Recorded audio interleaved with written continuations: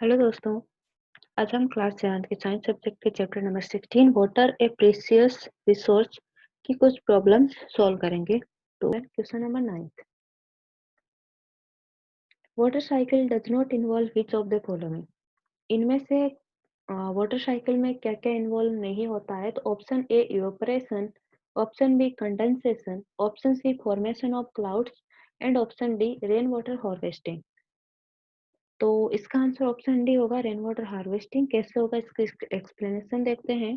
तो ये एक वाटर साइकिल का डायग्राम है। तो इसमें क्या होता है, सीज या ओशियंस का जो वाटर है, वाटर फ्लोज बैक इनटू सी।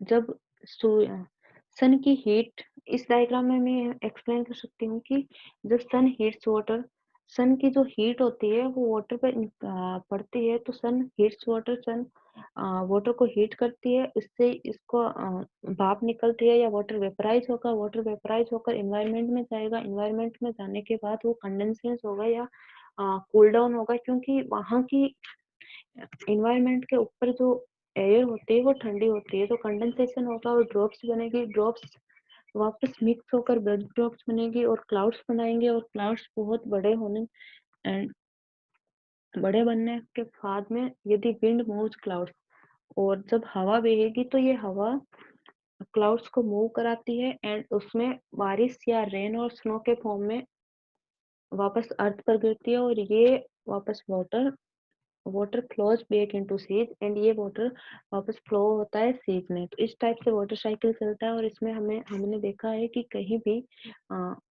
जो रेन वाटर हार्वेस्टिंग का यूज नहीं हुआ, इवेपोरेशन हुआ, कंडेंसेशन हुआ और फॉर्मेशन ऑफ क्लाउड्स, ये तीनों चीजें यूज हुई है, लेकिन रेन वाटर हार्वेस्टिंग यूज नहीं हुआ है। जिसकी एक्सप्लेनेशन देख लेते हैं एक बार। हम जान चुके हैं कि इसका आंसर डी होगा। And water constantly moves from the earth to the atmosphere and comes back to the earth again. This constant circulation of water in nature is known as the water cycle. Water cycle की definition दे रखी है कि हम water constantly move करता है अर्थ से atmosphere and atmosphere से अर्थ।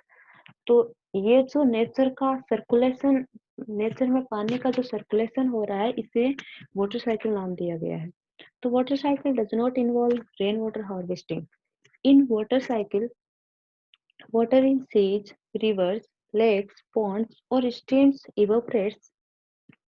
Water cycle में जो पानी समुद्रों, नदियों, लेक्स, इन सब में जो पानी होता है वो पानी इवापोरेट्स होता है या वाष्पीकृत होता है and water vapour rises up.